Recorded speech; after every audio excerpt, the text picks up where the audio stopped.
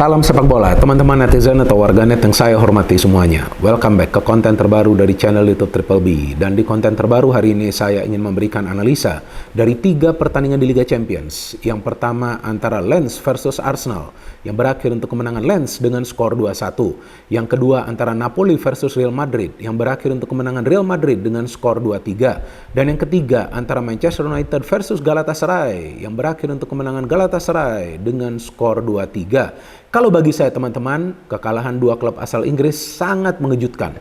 Jujur saya tidak pernah menyangka bahwa Arsenal akan kalah dari Lens dan Manchester United akan kembali kalah di kandang sendiri. Prediksi saya dari pertandingan Napoli versus Real Madrid adalah kemungkinan besar pertandingan ini berakhir imbang. Tapi baguslah ya, Madrid meraih kemenangan. Jadi nanti di next match jika Madrid bisa menang lagi lawan Sporting Braga, maka artinya mereka akan bisa lolos dari fase grup minimal sebagai runner up.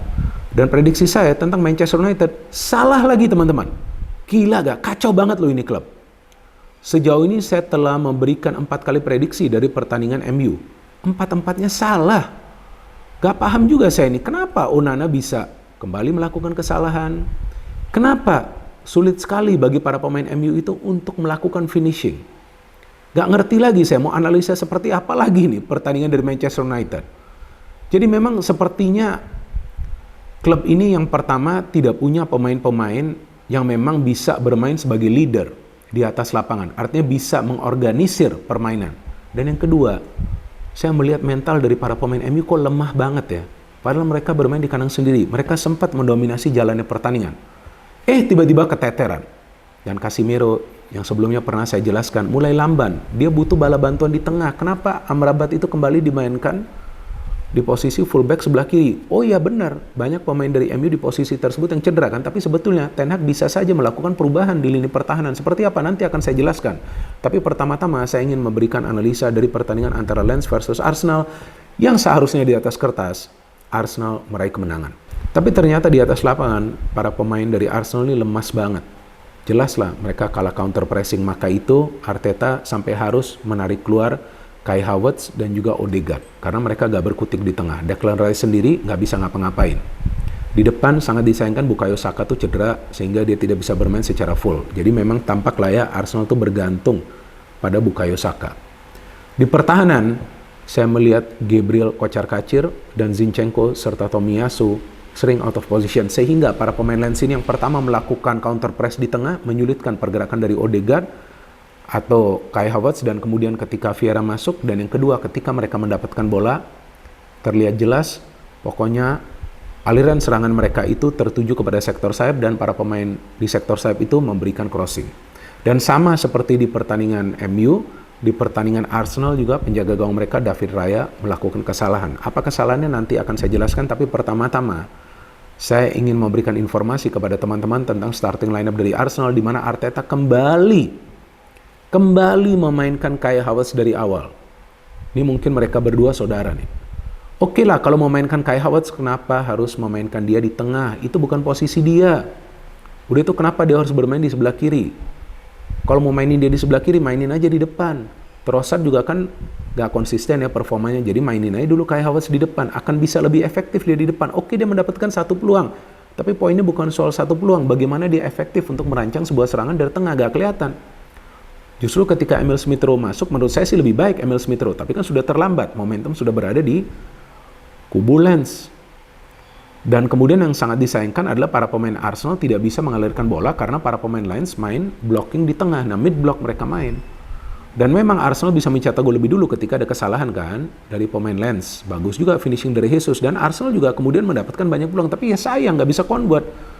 Jadi kalau dari segi statistik Arsenal cantik banget nih.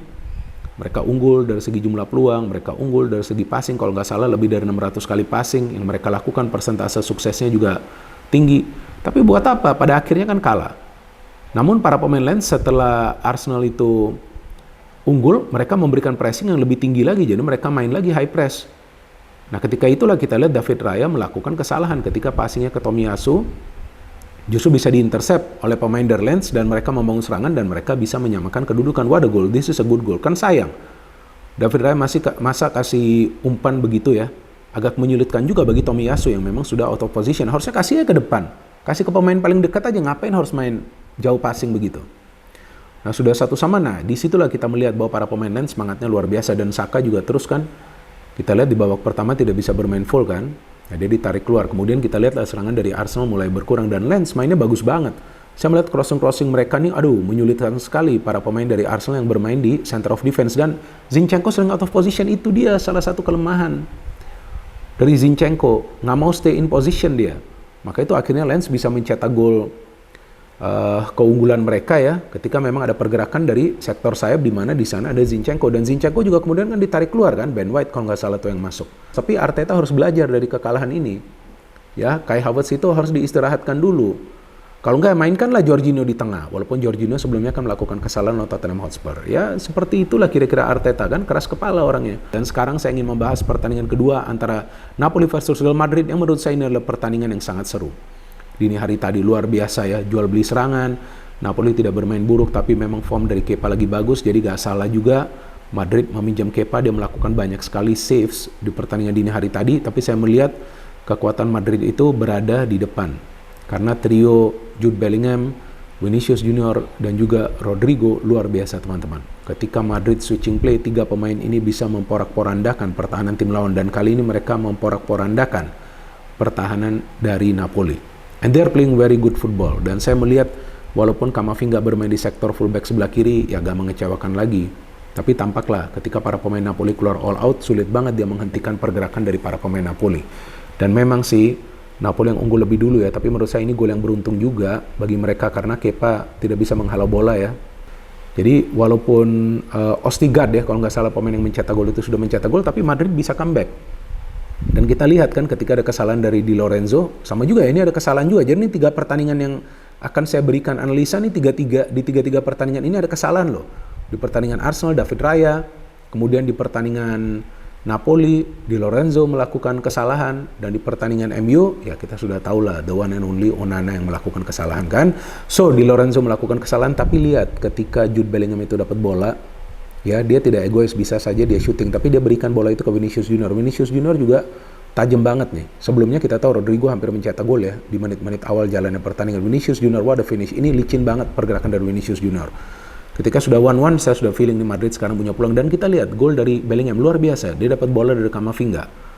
Ini umpannya juga dari Camavinga nih krusial. Tapi Bellingham, lihat confidence dia, kepercayaan diri dia luar biasa. Dan dia baru berusia 20 tahun loh teman-teman. Jangan salah. Bukan 30 tahun, usia dia 20 tahun. Tapi dia bermain sebagai pemain yang sudah kenyang pengalaman di dunia sepak bola. Lihat pergerakan dia, liak-liuk. Tidak ada pemain dari Napoli juga yang bisa menghentikan dia sebelum dia membawa Madrid unggul dengan skor 1-2. Nah sayangnya setelah unggul, Madrid main bertahan. Nah inilah kesalahan mereka. Harusnya tetap saja kasih pressure ke Napoli. Pasti mereka akan kesulitan untuk bisa melakukan counter press. Dan akhirnya Nacho ya, yang dianggap kena handball ya, memang sih handball, tapi ya nggak beruntung juga Nacho dalam hal ini ya, kan nggak disengaja.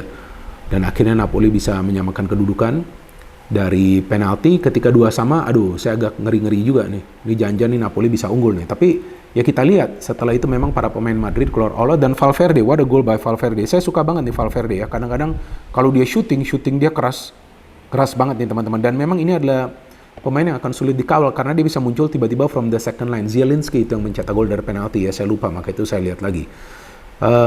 Tapi kemudian kita lihat Valverde shootingnya luar biasa, tapi dianggap gol ini gol bunuh diri karena ternyata kena kepala dari penjaga gawang Napoli, Meret, di mana tendangannya sebetulnya terkena mister gawang, terkena kepalanya. Dan setelah itu juga Madrid punya beberapa peluang ya kan, yang hampir saja mereka mencetak gol, tapi tampak jelas setelah unggul Madrid fokus dalam bertahan untuk bisa meraih 3 poin kedua mereka, dan untuk sementara ini mereka berada di puncak klasmen sementara.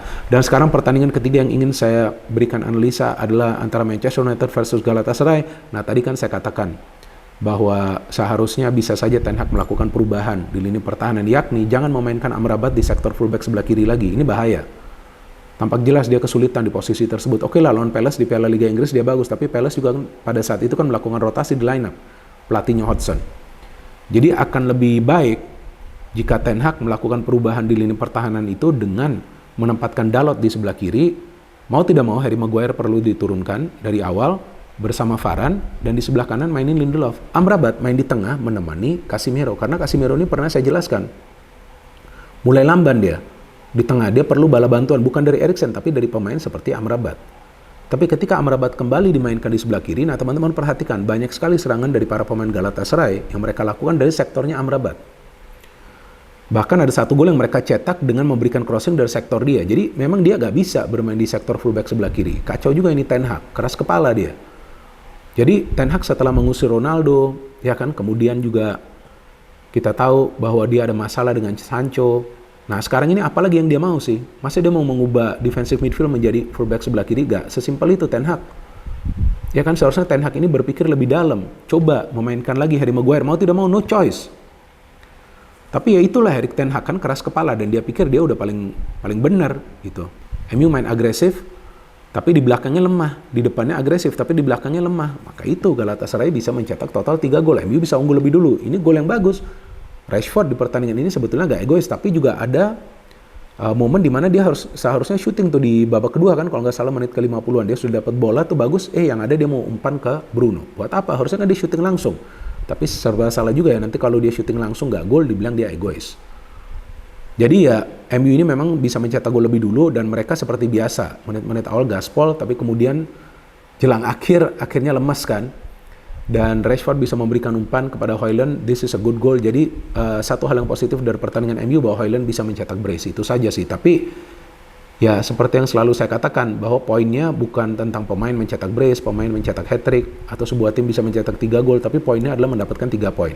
Ketika lawan Munchen kalah, Erik Ten Hag mengatakan bahwa bagus juga timnya bisa mencetak 3 gol, padahal yang timnya butuhkan adalah 3 poin. Nah sekarang nih, lawan Galatasaray ketika kalah, nah, Højlund bisa mencetak 2 gol, tapi Ten Hag tidak mengatakan bagus tuh Højlund mencetak 2 gol. Ya kan? Nah, karena memang poinnya adalah MU seharusnya meraih kemenangan di match ini. Mereka bermain di kandang sendiri. Oke lah, Galatasaray adalah tim yang kuat, tapi secara historis kalau bermain away di Liga Champions mereka gak berapa bagus. Sulit meraih kemenangan. Dan setelah unggul, MU tetap tancap gas, tapi kita lihat ada long ball dari belakang Galatasaray dan mantan pemain dari MU, Zaha bisa mencetak gol. Mana Dalot gak bisa ngapa-ngapain? Mana center back gak ada kan? Jadi mereka memang kecolongan. Good finishing by Zaha. Dan kemudian kita lihat bahwa MU nyerang terus dan akhirnya di babak kedua Højlund bisa mencetak gol memanfaatkan sebuah kesalahan kan. Sprintnya memang gila, dia bisa membawa MU unggul 2-1. Tapi kemudian kita lihat bahwa Galatasaray yang bisa justru menyamakan kedudukan ketika ada crossing diberikan dari sektor sebelah kiri pertahanan MU. Nah itu dia yang ditempati oleh Amrabat. Dan pemain mereka bisa menyamakan kedudukan setelah 2-2. Nah disitulah saya melihat bahwa para pemain MU mulai goyang. Nah yang mencetak gol adalah Kerem ya. Kerem ini bagus juga nih golnya. Jadi saya melihat fullback sebelah kanan dari Galatasaray ini juga bagus ya. Siapa nih yang main sebelah kanan? Ini bagus banget nih pemain. Saya melihat Boy, bagus banget nih dia overlapnya. Jadi memang Amrabat sering kecolongan. Ya memang sih mungkin di pertandingan MU yang penonton yang biasa nonton pertandingan MU bukan saja ingin menonton permainan MU, tapi ingin menunggu juga Onana kembali melakukan kesalahan atau enggak. Ternyata dia melakukan kesalahan, kacau banget, passingnya salah. Kalau nggak salah tuh passingnya kepada Mertens ya, dan kemudian Casemiro melakukan pelanggaran dari belakang yang artinya dia mendapatkan kartu kuning kedua, which means kartu merah. Tapi jika Casemiro tidak melakukan pelanggaran, kemungkinan Mertens sudah mencetak gol. Tapi uniknya Icardi miss dari penalti, tapi kemudian Icardi bisa mencetak the winning goal ketika passing dari Amrabat tidak akurat, dan ketika bola diterima oleh Icardi ternyata dia free dan dia bisa melakukan finishing yang sempurna. Setelah itu seharusnya juga Galatasaray mencetak 2 gol karena mereka mendapatkan 2 peluang emas jelang pertandingan berakhir. Nah artinya memang secara keseluruhan para pemain MU tidak bisa bermain secara efisien sehingga mereka tidak punya efektivitas di lini depan. Selain juga para pemain mereka gagal melakukan finishing, tapi Muslera penjaga gawang dari Galatasaray juga bagus performancenya, dan lagi-lagi ada kesalahan dari para pemain MU, yang pertama di lini pertahanan dan yang kedua dari penjaga gawang mereka. Dan sekarang yang menarik ditunggu, apakah Ten Hag akan bertahan lama di Manchester United? Tergantung apakah MU bisa lolos dari fase grup Liga Champions atau tidak. Jika tidak lolos, maka bukan tidak mungkin Ten Hag juga akan dipecat sebagai pelatih dari Manchester United. Kita tunggu lagi teman-teman pertandingan-pertandingan dari Liga Champions yang feeling saya akan kembali terjadi kejutan. Dan dini hari nanti ada pertandingan yang penting teman-teman bagi AC Milan karena mereka akan bertandang ke kandang Borussia Dortmund. Jadi nanti akan live di SCTV Borussia Dortmund versus Milan. Kita akan live mulai pukul 1.45 dini hari nanti, dan kebetulan saya yang siaran pertandingan tersebut. Saya harapkan teman-teman akan bergabung dan nonton pertandingan yang penting itu bagi AC Milan dan juga tentunya bagi Dortmund, apalagi dua tim ini mengandalkan sepak bola menyerang. No hate, no politics, only football. Salam sepak bola.